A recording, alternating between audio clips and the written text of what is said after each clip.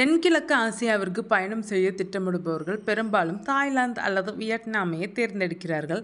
ஆனால் இந்த இரண்டு நாடுகளுக்கும் இடையே அமைந்திருக்கும் லாவோஸ் எனும் அழகான அமைதியான தேசம் பலராலும் இன்னும் கண்டறியப்படாத ஒரு இரகசிய பொக்கிஷமாகவே இருக்கிறது.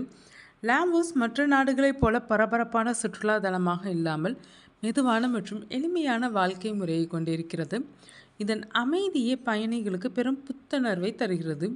இந்திய பயணிகளுக்கு லாவோஸ் ஒரு வரப்பிரசாதமாகும். மற்ற தென்கிழக்கு ஆசிய நாடுகளில் அடிக்கடி பணத்தை செலவழிக்க வேண்டிய கட்டாயம் இருக்கும்.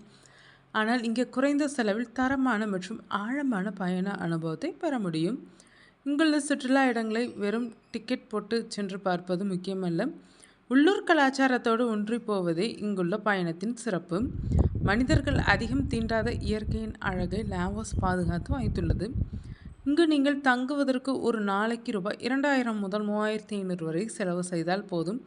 இதிலேயே நீங்கள் மிகவும் வசதியாக வாழலாம். தங்கும் இடம் ரூபாய் 500 முதல் 1500 கிடைக்கும்.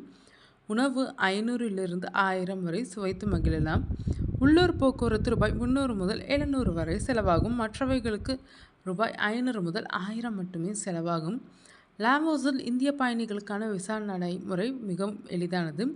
நீங்கள் ஆன்லைனில் விசா விண்ணப்பிக்கலாம் அல்லது லாவோஸ் சென்றடைந்ததும் விமான நிலையத்திலே விசா ஆன் அரைவல் பெறலாம். இதற்கான கட்டணம் சுமார் ரூபாய் 2500 முதல் 4000 வரை இருக்கும். இந்தியாவிலிருந்து லாவோஸிற்கு நேரடி விமானங்கள் இல்லை. ஆனால் பேங்காக், வியட்நாம் அல்லது கோலாலம்பூர் வழியாக எளிதாக செல்லலாம். இந்த நாடுகளுக்கு செல்லும் வழியில் லாவோஸை ஒரு நிறுத்தமாக சேர்த்து கொள்வது பயண செலவை குறைக்கும்.